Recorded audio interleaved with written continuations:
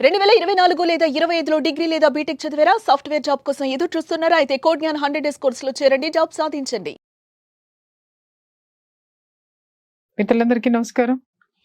ఈరోజు ఒక ముఖ్యమైన విషయం మీద న్యాయపరమైనటువంటి సలహాలు వారి యొక్క అభిప్రాయాలను చెప్పడానికి మన ముందు సీనియర్ అడ్వకేట్ నాగేశ్వరరావు పూజారి గారు ఉన్నారు. వారిని అడిగి తెలుసుకుందాం. సార్ నమస్తే. సార్, ఎన్నో కేసులు చూస్తూ ఉంటాం. పొద్దున లేస్తే మీరు నేను కొట్టుకునే భార్యాభర్తల గురించి.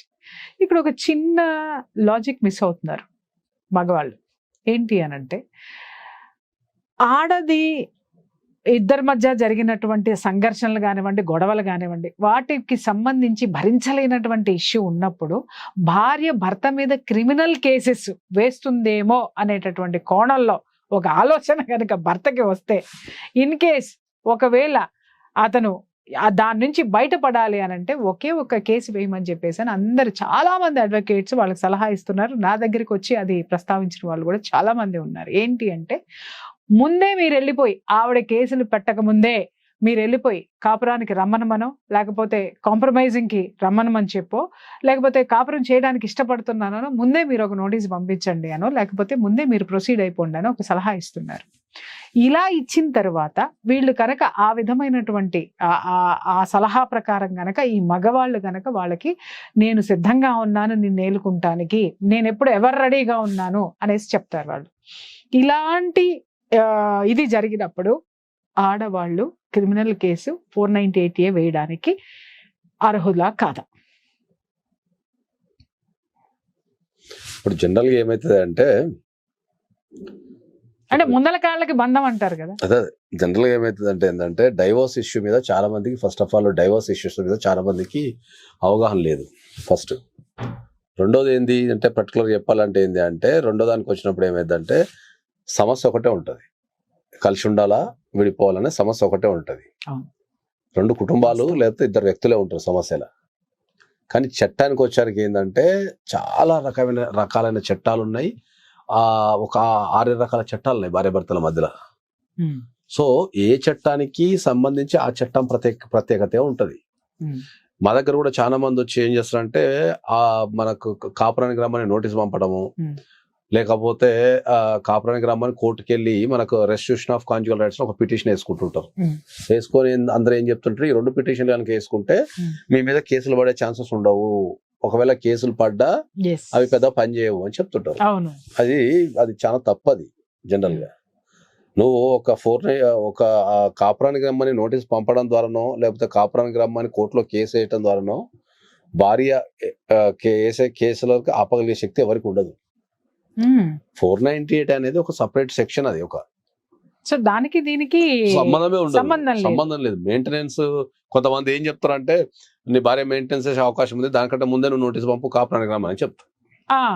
ఇదే అడుగుతున్నాను. అంటే నీ భార్య 498 పెట్టే అవకాశం ఉంది కాబట్టి 498 గానీ, మెయింటెనెన్స్ గానీ, లేకపోతే డీవీసీ గానీ, ఇంకా ఎనీ అదర్ కేసెస్ కి అసలు ఆర్సీఆర్ కి సంబంధమే లేదు. నువ్వు ఒక ఆర్సీఆర్ వేసుకున్నంత మాత్రాన, లేకపోతే ఒక లీగల్ నోటీస్ పంపినంత మాత్రాన నీ మీద కేసులు వేయొద్దు అనే రూల్ ఏం లేదు దానికి. ఇది ఆర్సీఆర్ అనేది ఒక సపరేట్ సెక్షన్. నువ్వు నీ విష్ ని నా భార్యతో కలిసి ఉండాలని చెప్తున్నావు. ఆ పిటిషన్ మీద కోర్టులో డిసిషన్ తీసుకుంటాయి. వీళ్ళిద్దరిని కలిసి ఉంచాలా వద్దా, ఏం చేయాలా పిటిషన్ అనేది కోర్టు డిసిషన్ తీసుకుంటాను నువ్వు రాసిన దానిపైన. అంతే తప్ప ఒక 498 ఆపొద్దు, లేకపోతే నేను వేసుకున్నా కాబట్టి నా మీద 498 ఎట్లా బుక్ చేస్తావు, లేకపోతే నేను వేసుకున్నా కాబట్టి 498 కొట్టేయండి అని చెప్పలేమ్మా. అట్లనే మెయింటెనెన్స్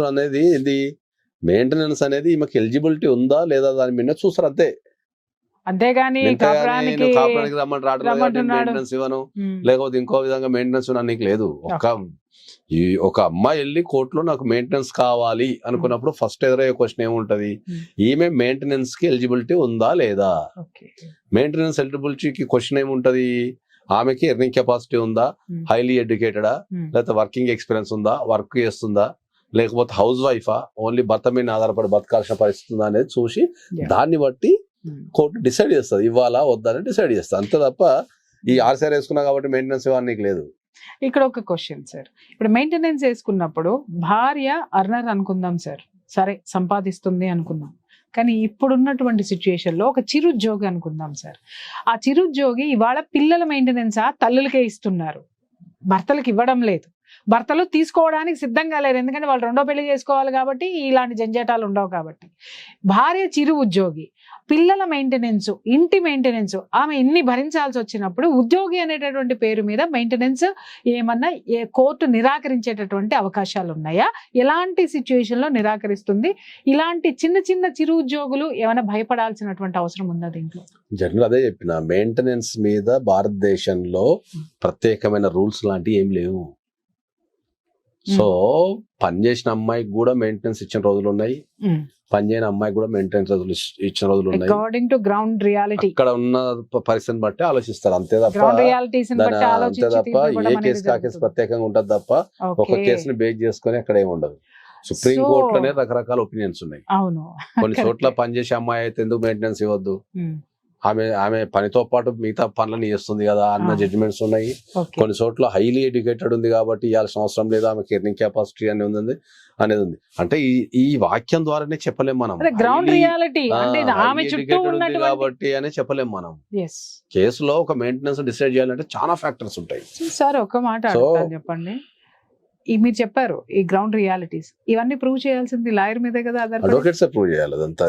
ఏ కేసు అయినా సమర్థవంతంగా నడపగలిగేది అడ్వకేట్స్ కూడా, సమర్థవంతంగా నడపగలిగితే ఏ కేసు అయినా గెలవచ్చు, ఏదైనా గెలవచ్చు.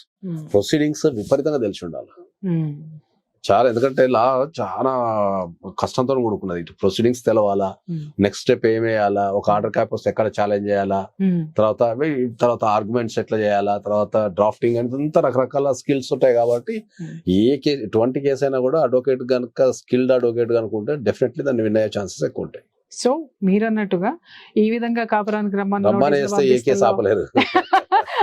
మా దగ్గర కూడా చాలా మంది ఫస్ట్ ఆర్సీఆర్ వేస్తారు, తర్వాత లేదంటే కాపురానికి రమ్మని నోటీసు పంపిస్తారు. ఈ ఆర్సీఆర్ వేసి కాపురానికి రమ్మంటే ఈ లోపు 4 కేసులు వేస్తుంది. ఇటు తిరిగి ఒక సంవత్సరం తర్వాత అప్పుడు వచ్చిన డైవర్స్ కావాలంటాడు మన దగ్గరకు వచ్చి. అరే నేనంట మరి నీకు డైవర్స్ కావాలనుకున్నాం, నువ్వు డైవర్స్ అయ్యచ్చు కదా డైరెక్ట్. మనసులో వాళ్ళు ఎట్లా అనుకుంటారంటే, జనరల్ గా హ్యూమన్ టెండెన్సీ ఏంటంటే, ఎక్కువ వీళ్ళకి లా మీద అవగాహన ఉంటది కాబట్టి వీళ్ళు ఏంటంటే, అమ్మ నేను కాపురానికి పెద్ద మనసులో పంచే టైపులు ఏంటంటే, అమ్మ నేను కాపురానికి రమ్మంటే రావట్లేదు కాబట్టి నేను ఈయన పోన టైప్ లో అనుకుంటారు. చట్టం వేరు, మోరల్ వేరు. ఇట్లా మోరల్ని వీళ్ళు చట్టం అనుకోని ఏం చేస్తారంటే, నేను రమ్మంటున్నా కదా, నేను తిండి పెడతా అంటున్నా కదా అని అంటారు. నువ్వు రమ్మంటున్నావు, తిండి పెడతా అంటున్నావు అని అక్కడ ఉండగలిగే పరిస్థితి ఉందా లేదా అనేది కోర్టు గమనిస్తుంది. గమనించి మెయింటెనెన్స్ ఇవ్వాలా వద్దా అనేది కోర్టు విల్ డిసైడ్. మనం ఉట్టనే వెళ్ళి మూర్ఖంగా నేను ఉండమంటున్నా కదా, నేను సాత్తా అని చెప్పినా కదా అంటే కాదు కదా.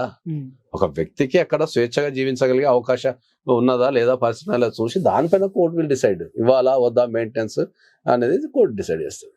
Thank you. చూసారు కదా ఫ్రెండ్స్, చక్కగా చాలా క్లియర్గా చెప్పారు.